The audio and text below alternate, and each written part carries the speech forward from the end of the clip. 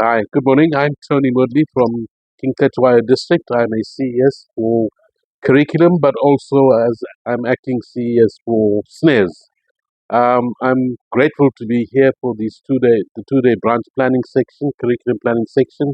I think it's been an invaluable experience, especially the various presentations that were made on learner performance, on data that is provided through Triple D, plus the various reports that were provided to us.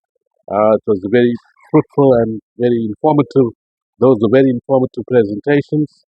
The commission that we were currently involved in, the ones that I am involved in, which is around increasing of bachelor pass and distinctions, as well as strategies on reducing the number of progress students in the province or in schools, have been very, very fruitful discussions that we have had.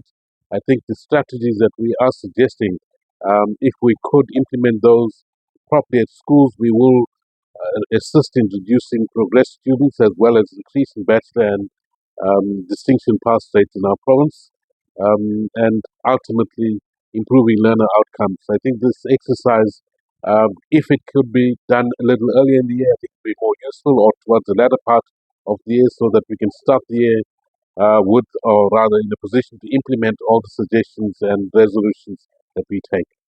Thank you.